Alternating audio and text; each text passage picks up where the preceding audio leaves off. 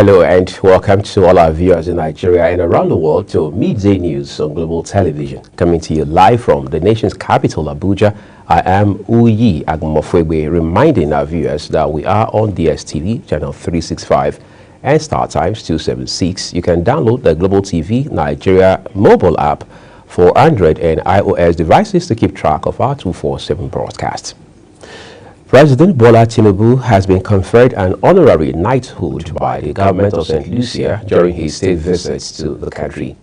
The title Knight Commander of the Order of St. Lucia was approved by the Governor General of the country after advice from Prime Minister Philip J. Pierre, as announced by the office of the country's Prime Minister. The visit marks the first stop in his two-nation tour of the Caribbean and South America. And back home, the Federal High Court in Abuja has set September 22nd, 2025 for the commencement of trial in a cyber crime suit against the suspended senator representing Kogi Central Senatorial District, Natasha Akpoti-Uduaghan. The trial commenced following her arraignment on 6 counts bordering on alleged cybercrime before Justice Mohammed Umar, to which she pleaded not guilty. The suspended senator was admitted to bail on self-recognition after her arraignment. The federal government has set August 1, 2025 as the deadline to begin issuing stiff penalties to foreigners who have overstayed their visas. Minister of Interior Dr. Olubunmi Tuji-Ojo disclosed this at a stakeholder sensitization on major Nigeria Immigration Service innovations and international passenger travel at the service headquarters in Abuja. However, it opened an online immigration amnesty portal in July to allow affected individuals to regularize their stay before the penalties take effect. The federal government has called for stronger regional collaboration to turn Africa's international borders from flashpoints to conflict into platforms for peace, economic development, and integration. The appeal came during the 2025 African Border Day celebration held in Abuja.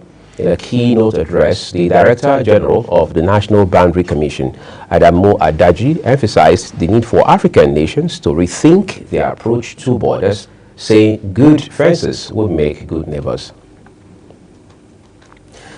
Governor Hope Uzodinma has sworn in 24 new permanent secretaries in Imo State Civil Service with a charge to them to reposition the state's ministries for better service delivery. Our correspondent Marachi Ibe has the rest. The State of the State Address is an annual constitutional duty of the governor, providing a comprehensive update on governance. This year's address was delivered with a strong focus on infrastructure renewal, economic reform, and inclusive growth. In his address, Governor Uzodinma said the administration has completed the flag-off of several strategic road projects across all senatorial zones, including Rural Access Road, aimed at boosting commerce and agriculture. We legalized the Owerri Olu and the Owerri Okigwe Road to the MCC Toronto-Brata corridor. This administration has shown that government can indeed be responsive to the people's needs. The governor also highlighted ongoing work on the dredging of Uguta Lake and the Orashi River, a major project aimed at linking Imo to the Atlantic and opening up new opportunities in transport and trade. Beyond physical infrastructure, Governor Uzodinma emphasized youth empowerment through digital training program and agricultural enterprise development, noting that over 3,000 young people have benefited from it since inception. In other ways, we have repaired the previously moribund pontoon, MV Orash at Oguta Lake, and today, Imo State operates 2 functional pontoons, MV Orash and MV Obana.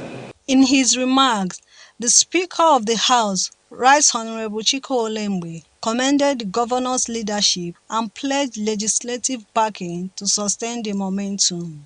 Under your leadership, the energy sector has recorded notable advantage, including the establishment of the Imo State Electricity Regulatory Commission, ORAS. The highlight of the event was the passing of votes of confidence on Governor Hope Uzodinma and the endorsement of President Bola Tinubu for a second-term bid by the Imo State House of Assembly, with many hailing Governor Uzodinma's developmental efforts as a model of progressive governance. Everybody has seen it. Our governor has tried tremendously well.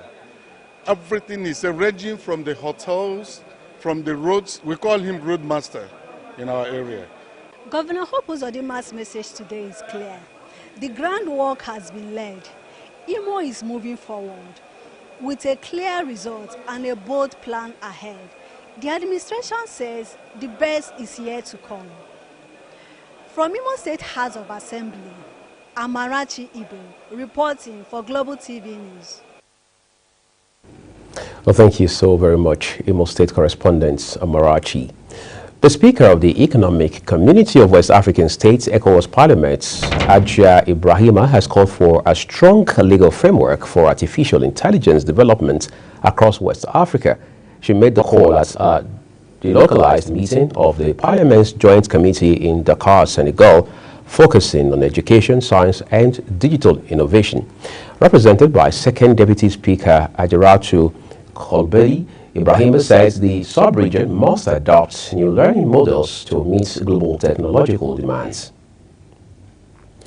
The chairman of the National Drug Law Enforcement Agency, NDLEA, retired Brigadier General Buba Marwa, has raised the alarm over the projected surge in drug use across Africa, warning of a looming crisis unless urgent and coordinated action is taken. Citing global estimates that projects a 10 to 11% rise in drug use, Marwa noted that Africa is set to experience a much higher increase of up to 40%. According to a statement by the agency's spokesman, Femi Babafemi, Marwa spoke while receiving a delegation from the African Union Commission at the agency's headquarters in Abuja. Workers under the Federal Capital Territory Administration have taken to the streets in protest, expressing displeasure over poor welfare conditions and the government's failure to address their long-standing demands. The protesters are calling for the payment of outstanding salaries, implementation of the minimum wage and stalled promotions, demanding for the immediate action of FCT Minister Nyesom Wike. They also raised concerns over the ongoing strike by government primary schools, which they say reflects the broader neglect of the public sector. Priscilla Obasi was there for Global Television. Standing in unison and holding placards, the FCT workers are gathered here in protest, voicing their frustrations over months of unpaid salaries, delayed promotion, poor welfare, ongoing strike in government-owned primary schools, and the non-implementation of minimum wage they say reflects a larger failure in the system. Global Television is here to listen to the plea of these workers, to understand their plight and know what will come out of this protest. Here's what they have to say. Slave us, in fact, we regretted having him as a minister in FCT. When he come, we think it go better. We think things go better. But we never knew the reverse is the case. It's our health. Even when we go to national health insurance, go to hospitals, we can't access good drugs to take as staff. Our transport system is not even enough. So we are not happy that we are just there. Our promotion has been there, has been started for over 3 years now. We have not gone for promotion. Our training has stopped all of a sudden. So how do we become more productive and more efficient like other our counterparts in other climes of the world? We are demanding for our salary to be paid, our salary for 6 months to be paid. We are enforcement squads, Abuja Environmental Protection Board enforcement squads. For the past 6 months, we did not receive any salary from anywhere. We're protesting against irregular flow of salary in the sense that what you get today, this month, is what you get next month. We don't understand what is happening.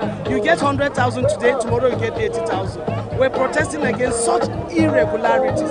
We're protesting against our children, primary school pupils, being at home for months. Some of them, we have to organize for them to join the private schools to write their common entrance because September is by the corner. You've heard directly from the protesters. Their concerns are clear and their demands are urgent. As the demonstration continues, the workers say they will not back down until the government takes concrete steps to attend to their matter. From Global Television, I am Priscilla Obasi.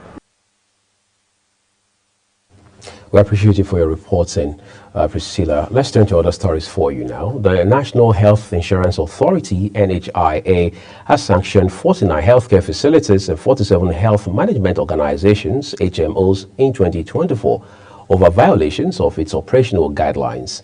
A statement signed by the authority's acting director of media and public relations, Emmanuel Ononokbono, noted that the key issues recorded in the complaints against healthcare facilities were on availability of medicines, denial of services, out-of-pocket payment for covered services, and non-provision of payment narrations.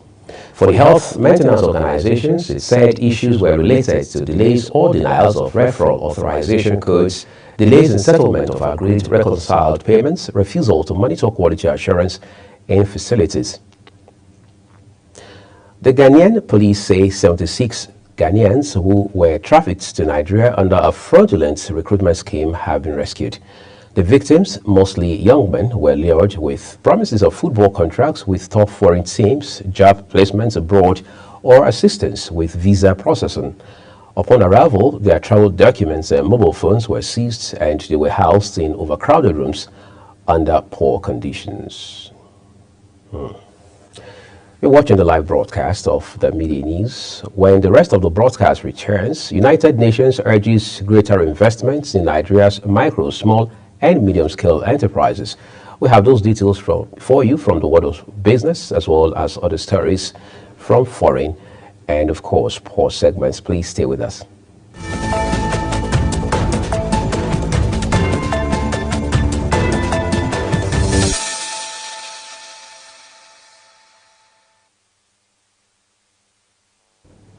Thank you so very much for staying with us here on the Midday News. The rest of the broadcast now returns with business, where the United Nations agencies in Nigeria have emphasized the need for greater investments in the development of micro, small, and medium-sized enterprises to drive inclusive economic growth in the country. The call was made during the commemoration of the 2025 International Micro, Small, and Medium-Sized Enterprises Day in Abuja. The event was jointly organized by the UN Industrial Development Organization, International Labour Organization, UN Development Programme, UN Information Center, and the World Intellectual Property Organization. Let's see what the markets look like now. Asian stocks rose amid optimism that countries will strike U.S. trade deals, where Tokyo's Nikkei sank after Donald Trump threatened to impose a fresh tariff rate on Japan as he hit out at the country over rice and autos. The dollar fell again as investors grew increasingly confident that the Federal Reserve would cut rates at least twice this year, with keen interest in U.S. jobs data due this week. Investors are also monitoring the progress of the U.S. President's signature multi-trillion-dollar tax-cutting bill, which is being debated in the U.S. Senate. President Bola Tinubu has called on residents of the Federal Capital Territory to take care of government infrastructure. The president, who was represented by Speaker of the House of Representatives, Tajuddin Abbas, made the call while commissioning the Giri Access Road project. FCT correspondent Godwin Sunday has more. Speaking at the commissioning, President Bola Tinubu, represented by the Speaker of the House of Representatives, Honorable Tajuddin Abbas, emphasized that the access road will not only enhance connectivity to the EFCC Academy, but also contribute to the overall development of the Giri axis, boosting economic activities and reducing travel time for commuters. He reiterated his administration's commitment to improving critical infrastructure that supports national institutions. These newly constructed access roads are not just infrastructural achievements. They are statements of intent, the intention to open up Giri District and the FCT. They show that under this administration, no community is too small, area too distant, citizen too insignificant to benefit from the dividends of democracy. While speaking on the impact of the project, the FCT minister, Barisom Nyesom Wike, thanked President Bola Tinubu, while emphasizing that the access road will not only enhance connectivity to the EFCC Academy, but also contribute to the overall development of the Giri axis. It, of course, has to be developed like other districts. What we have done is, now having created this access road, we have told the Executive Secretary of FCD and other relevant agencies to start working out details of how we are going to do the roads within the district. And this road has helped us to stop the land grabbing by the university. The university on their own grabbed 11,000 hectares. I said that will not happen.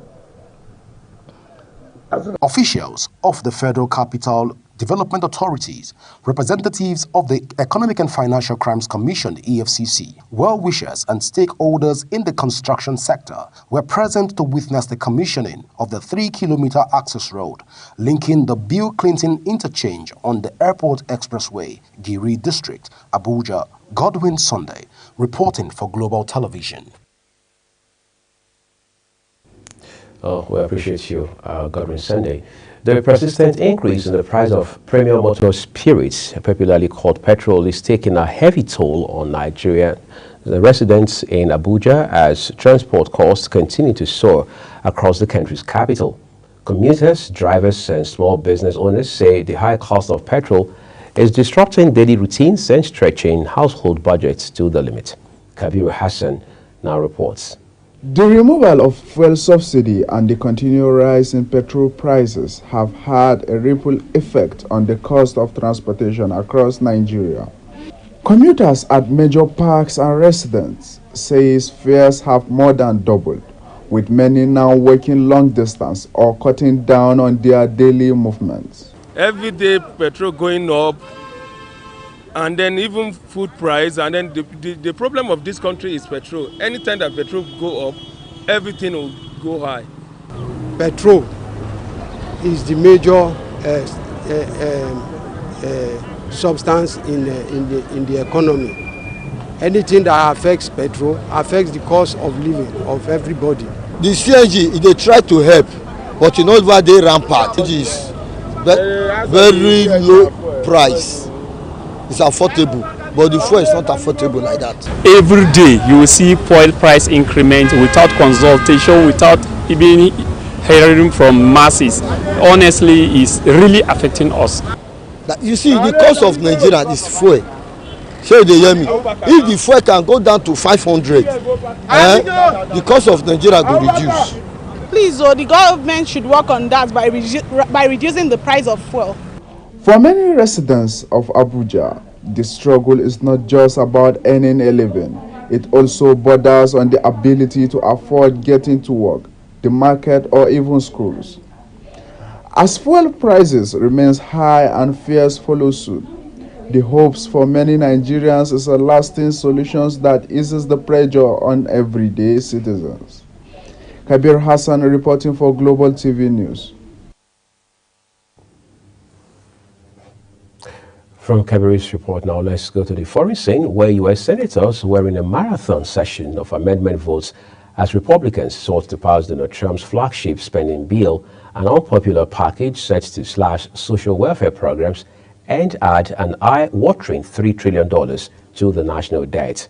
The president wants the bill to extend his expiring first-term tax cuts at a cost of $4.5 trillion, boost military spending, and fund his plans for unprecedented mass deportations and border security. Evidently, that's quite ambitious. Thailand's constitutional court has suspended Prime Minister Prasetya Shinawatra, who has come under mounting pressure to resign over her leaked phone conversation with former Cambodia leader Hun Sen.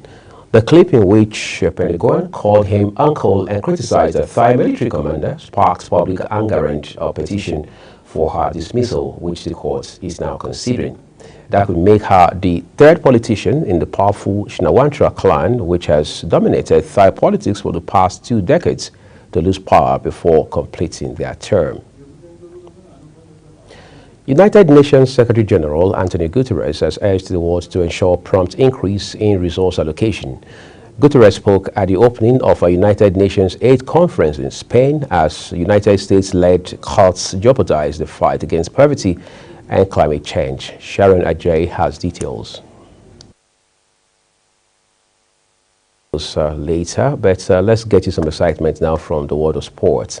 Super Falcons midfielder Deborah Abiodun is confident that the team are getting closer to their aim of winning a 10th continental title after beating Ghana 3-1 in their last warm-up game ahead of the 2024 WAFCON tournament.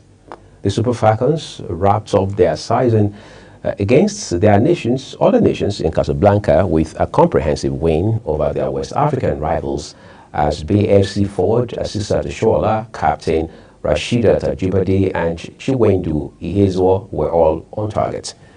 Being their last friendly ahead of the tournament, the team will now focus on putting the finishing touches to their preparations for the tournament, which will run from July 5 to 26. Nigeria's under-20 male team, the Flying Eagles, have converged again on Abuja, the country's capital, for their final phase of preparations for the CAF Wafubi Under-20 Boys Cup, which will be played in Ghana from July 10 to 23.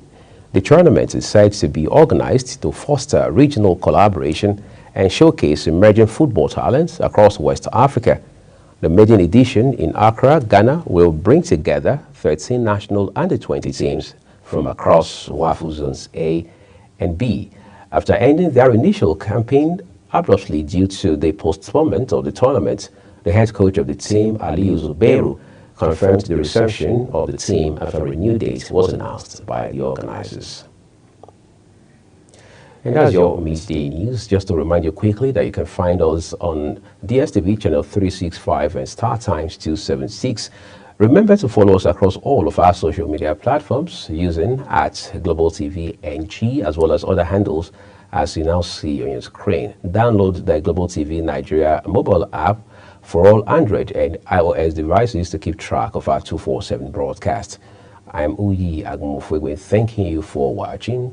Our broadcast of programs now continues here on Global Television.